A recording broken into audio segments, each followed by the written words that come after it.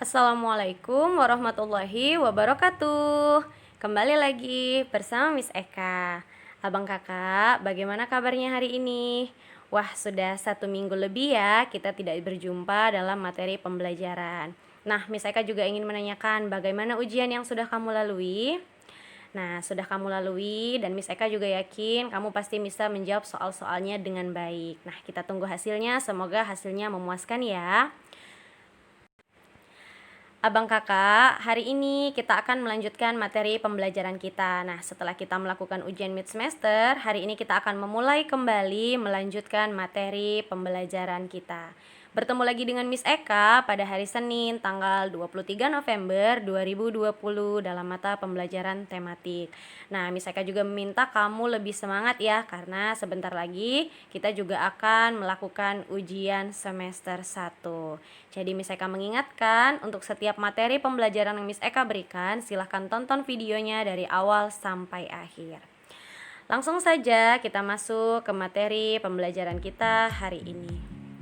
Nah, kita melanjutkan tema 5 yaitu wirausaha. Subtema 3, ayo belajar berwirausaha. Nah, kali ini kita masuk di subtema terakhir yaitu di tema 5. Nah, ini adalah materi terakhir yaitu subtema terakhir untuk pembelajaran kita di semester 1 ini. Adapun tujuan pembelajaran kita yang pertama yaitu dengan membaca teks, siswa mampu mengidentifikasi posisi dan peranan Indonesia di bidang ekonomi dalam lingkup ASEAN secara terperinci. Yang kedua, dengan melakukan percobaan, siswa mampu menjelaskan tentang medan magnet secara benar. Dan yang ketiga, dengan membaca teks dan berdiskusi, siswa mampu mengidentifikasi komponen dan cara mengisi teks formulir pengiriman barang secara tepat. Itulah tujuan pembelajaran yang harus kita capai dalam materi pembelajaran kita hari ini. Nah, materi pertama kita yaitu dalam mata pembelajaran IPS. Tahukah kamu bahwa banyak pelaku usaha menghasilkan berbagai produk bernilai jual dari benda-benda yang tidak terpakai? Nah, kali ini kita akan mempelajari mengenai bagaimana para usaha, yaitu dalam wirausaha, bagaimana mereka menghasilkan produk dan menjual produknya, yaitu bernilai jual yang tinggi, bahkan terbuat dari benda-benda yang tidak terpakai. Mari kita baca bersama-sama. Miss Eka mengingatkan, silahkan kamu buka buku tema 5 kamu di subtema 3 pembelajaran 1. Saat Miss Eka membaca, silahkan kamu juga ikut membaca dalam hati dan menyimak apa yang Miss Eka baca. Apakah MEA itu? MEA singkatan dari Masyarakat Ekonomi ASEAN. Para pemimpin ASEAN sepakat memberlakukan pasar tunggal di kawasan Asia Tenggara pada akhir 2015 agar daya saing ASEAN meningkat dan untuk menarik investasi asing. Penanaman modal asing di wilayah ASEAN sangat dibutuhkan untuk meningkatkan lapangan pekerjaan dan meningkatkan kesejahteraan. Pembentukan MEA nantinya memungkinkan satu negara menjual barang dan jasa dengan mudah ke negara-negara lain di seluruh Asia Tenggara, sehingga kompetisi akan semakin ketat. Nah, bagaimana MEA mempengaruhi kita?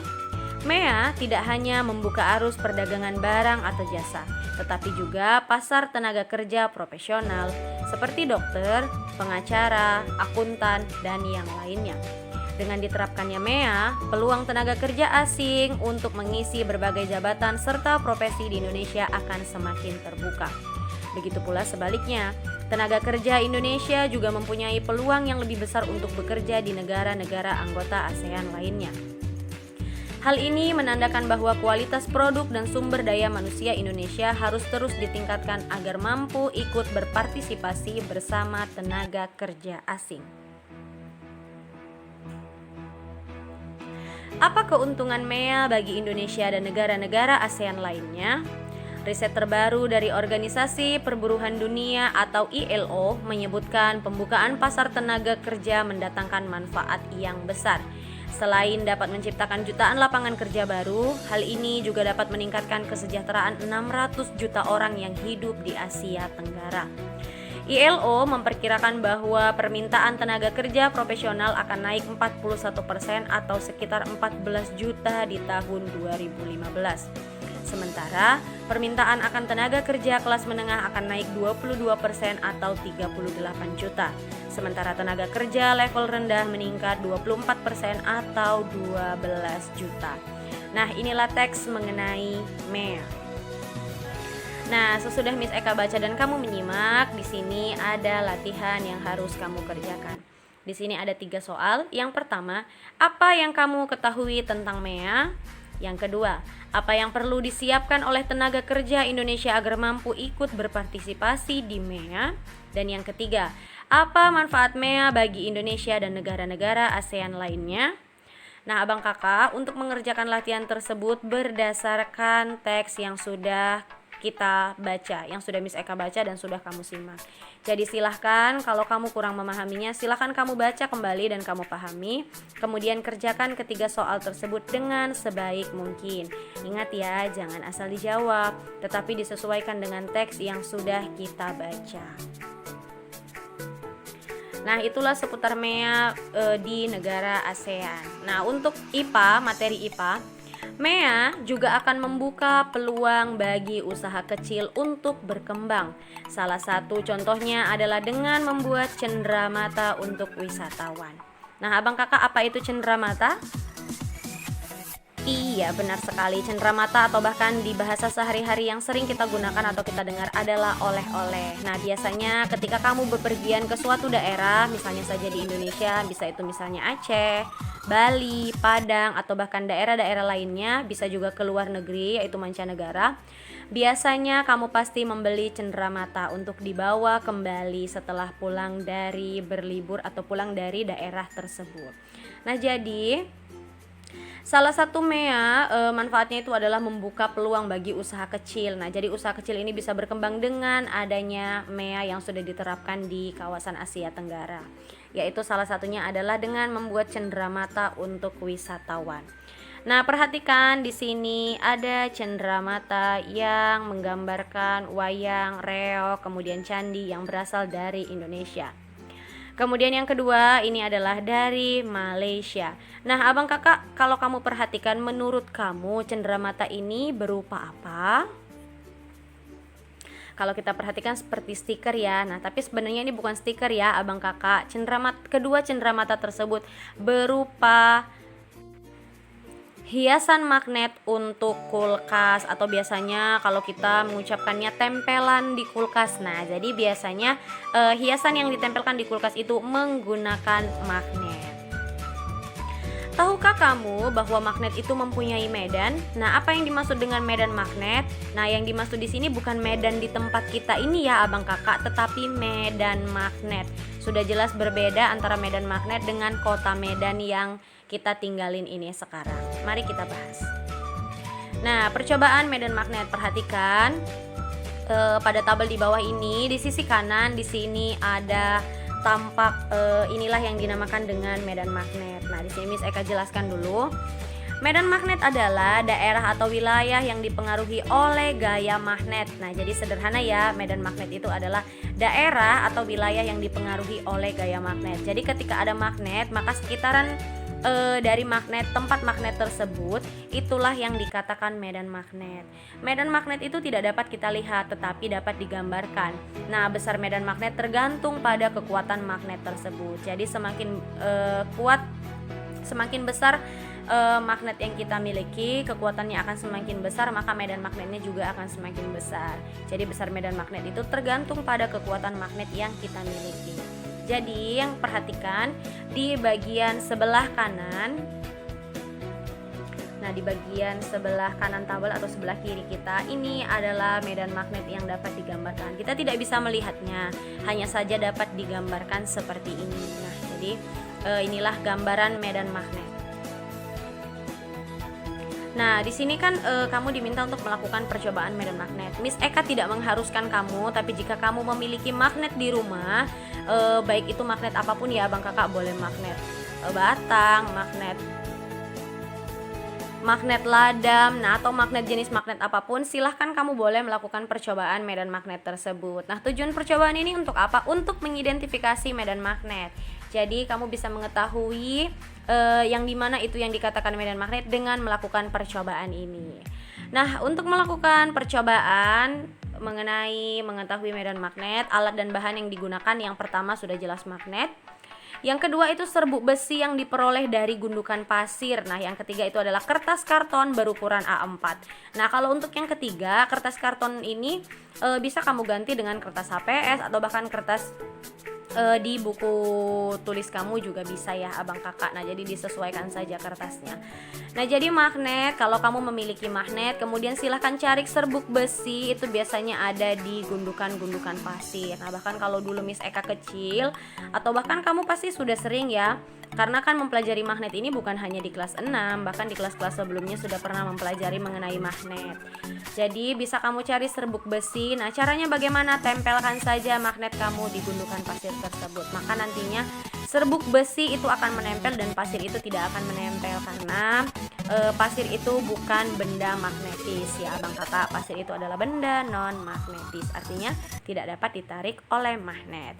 Bagaimana langkah percobaannya? Di sini ada 5. Yang pertama, taruhlah magnet di bawah kertas karton berukuran A4. Nah, jadi kan tadi sudah ada kertas ya, salah satu alat dan bahannya. Nah, taruhlah magnet di bagian bawah, bukan di bagian atas ya abang kakak, di bagian bawah kertas yang kamu miliki. Kemudian yang kedua, taburkan serbuk besi secukupnya di atas kertas karton tersebut. Nah, yang ketiga, ketuklah kertas karton secara perlahan. Yang keempat, gerakan magnet di seputar kertas. Nah, yang kelima, jauhkan magnet dari kertas. Jadi kalau kamu kurang memahami, kamu boleh melihatnya di YouTube. Nah, jadi di sini Miss Eka tidak ada memasukkan video, karena di sini Miss Eka jelaskan insya Allah secara rinci. Dan ini juga termasuk percobaan yang mudah, dan Miss Eka yakin juga kamu pasti sudah pernah melakukannya. Atau kalau belum pernah, boleh dicoba sekarang kalau kamu memiliki alat dan bahannya. Jadi nanti di kertas itu di bagian bawah kamu letakkan magnet, di bagian atas kertas itu serbuk besi yang sudah kamu dapatkan dari gundukan pasir. Nah, gerakan magnet di bagian bawah itu dengan terserah kamu, boleh dengan gerakan berputar. Nah, nanti serbuk besi yang ada di atas itu akan mengikuti kemana magnet itu kamu arahkan. Nah, jadi ketika kamu gerakan, maka itulah kamu bisa melihat gambaran medan magnet di sekitar magnet tersebut. Silahkan lakukan percobaan tersebut jika kamu memiliki alat dan bahannya di rumah. Nah, itu mengenai praktek untuk percobaan mengetahui medan magnet. Nah, masih seputar MEA, yaitu di dalam mata pembelajaran Bahasa Indonesia. Nah, perdagangan di pasar bebas, MEA akan meningkatkan arus barang dan jasa. Tahukah kamu bahwa banyak usaha kecil dan menengah mengirim barang-barang mereka kepada konsumen menggunakan jasa kurir? Sebelum barang dikirim kepada konsumen, biasanya penjual mengisi formulir terlebih dahulu. Nah, kurir, kita pasti sudah tidak asing ya dengan kata-kata kurir. Nah, jadi biasanya jasa kurir, atau bahkan di era kita sekarang di 2 tahun atau 3 tahun terakhir ini, kurir itu sudah kita kenal. Nah, biasanya apalagi kamu yang sering-sering belanja online, itu sering ada kurir dari, nah yang misalnya katakan tadi, kurir dari berbagai macam ekspedisi. Nah, contohnya saja misalnya sebutkan ada JNE, ada JNT, ada Si Cepat, kemudian ada Tiki, kemudian kantor pos juga bisa, dan banyak lagi macam-macam ekspedisi atau pelayanan pengiriman barang itu menggunakan jasa kurir.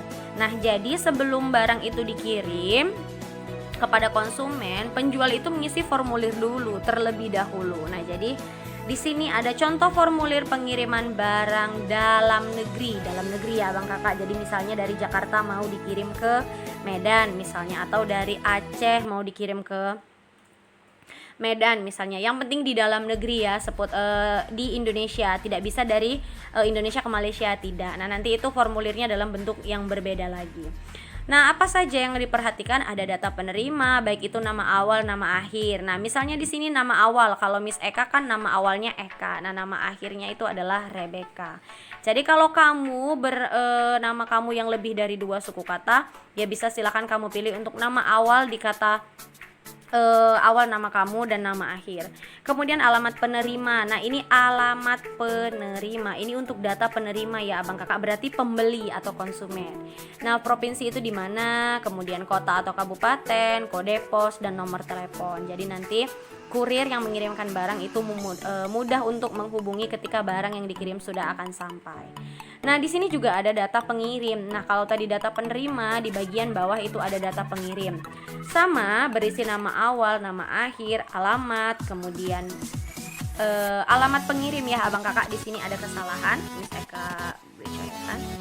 Nah, di sini alamat pengirim ya, pengirim bukan penerima.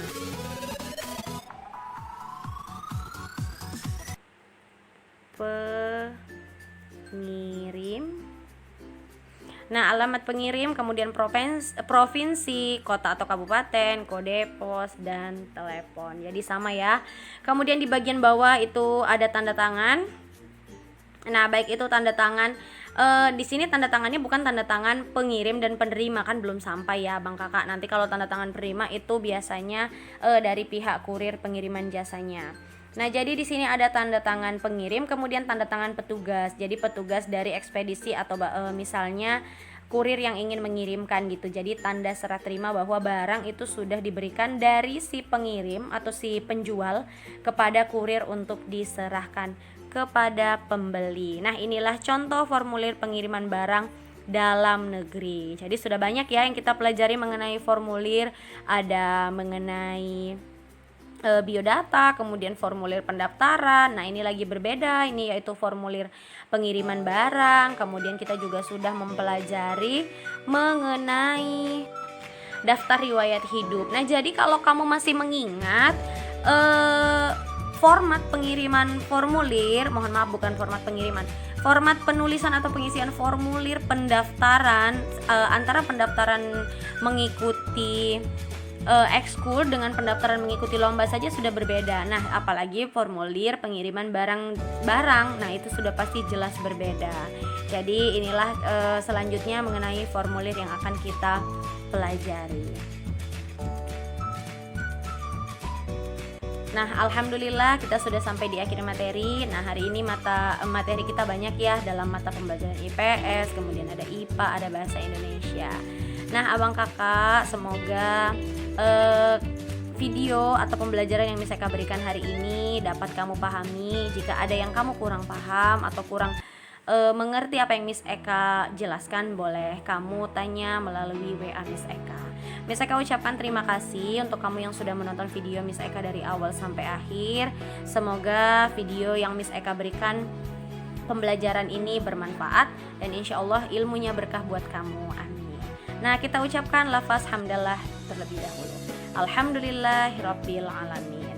Nah, silakan kerjakan latihan yang sudah diberikan dengan sebaik mungkin di buku latihan kamu. Boleh itu latihan tematik ataupun latihan IPS tadi dalam mata pembelajaran IPS ya. Nah, jika sudah selesai silahkan kirimkan video tugas tersebut melalui WA Miss Eka. Miss Eka tunggu sampai jam 10 malam.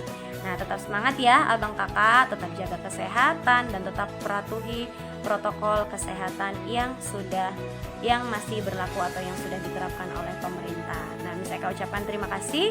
Assalamualaikum warahmatullahi wabarakatuh.